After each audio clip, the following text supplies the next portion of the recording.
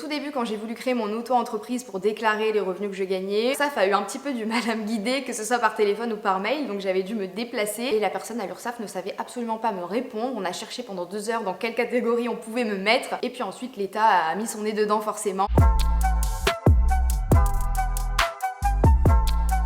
Bonjour à tous, je m'appelle Auria, j'ai 26 ans et je suis créatrice de contenu depuis 9 ans, notamment sur YouTube. J'ai commencé sur ma chaîne YouTube avec des tutos beauté et ensuite je me suis diversifiée avec du lifestyle, de la mode, des conseils pour les ados, puis pour les jeunes adultes, toujours avec un peu d'humour, même pour les sujets sérieux. L'article qui m'a le plus marqué dans le dernier numéro de Stratégie, c'est celui sur la nouvelle communication digitale de la SNCF. J'ai adoré apprendre qu'ils avaient fait appel à des TikTokers, notamment Studio Daniel que j'aime beaucoup, et j'ai trouvé ça assez dingue qu'un grand groupe, un ancien groupe comme la SNCF fasse appel à des influenceurs pour leur communication et finalement c'est une bonne décision puisque les ventes ont augmenté de 15 à 20%, ce qui est assez dingue. Donc ça veut dire que le digital et l'influence, ça a encore un bel avenir. Comment garder l'inspiration? C'est une très bonne question. Je pense que comme dans beaucoup de métiers passion, on s'inspire surtout de notre vécu. Quand j'étais adolescente, je parlais des problèmes d'ados que je rencontrais et on en discutait avec ma communauté. Puis j'ai grandi et là je partage avec eux mes petits problèmes de jeunes adultes. Donc c'est en grande partie de là que me vient mon inspiration. Pour la régularité, c'est pas parce qu'on est à son compte qu'il faut pas être régulier et s'imposer parfois des horaires. Et comment je m'adapte aux tendances? Forcément, je me tiens déjà toujours au courant de ce qui se passe, que ce soit dans le secteur de la beauté ou ailleurs. Mais je ne fais pas partie des gens qui pensent qu'il faut suivre toutes les tendances parce que toutes les tendances ne sont pas bonnes à suivre, pas du tout. On peut suivre les tendances, mais je pense que c'est important de garder sa patte, de garder sa touche et sa personnalité parce que c'est ça qui paye. Comment on devient experte dans le domaine de la beauté? Alors, je ne me considère toujours pas experte parce que je n'ai aucun diplôme à proprement parler dans l'esthétique. Il y en a qui ont des diplômes comme Marion Caméléon par exemple, qui est une make-up artiste avant d'être une influenceuse créatrice de contenu beauté. Je me suis formée sur le tas, comme beaucoup je pense, puis beaucoup d'échanges avec la communauté. Parfois on leur donne des conseils, mais ils nous en donnent aussi et nous apprennent des choses, et des discussions autour de dîner, de déjeuner avec les marques qui vont vraiment nous donner leur expertise, qui vont nous expliquer plus en détail la composition d'un produit, etc.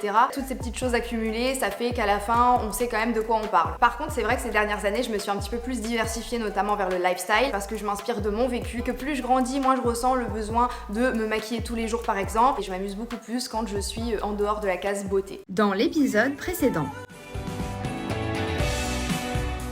j'ai enfin acheté la maison dont je rêvais. Après un premier épisode où je vous montre toutes les premières démarches et ce que je dois traverser en tant que nouvelle propriétaire, aujourd'hui je partage avec vous l'entièreté de la maison. Le format les plus en vogue actuellement, c'est les réels. Alors peut-être que vous dites Reels. Je vais faire la French touch et je vais dire les réels. Comme c'est un nouveau format qui vient d'être lancé sur Instagram, forcément l'algorithme le pousse à fond. Même si on ne veut pas voir de réels, on va forcément voir des réels quand on va sur Instagram. C'est en vogue parce que en général ça va vite à faire, c'est rapide à monter, c'est rapide à regarder, c'est sympa. Et surtout comme Instagram met ça en avant, les stats explosent. Call me when you want, call me when you need, call me in the morning, I'll be on the way. Call me when you want, call me when you need, call me in the morning, I'll be on the way. Call me when you want.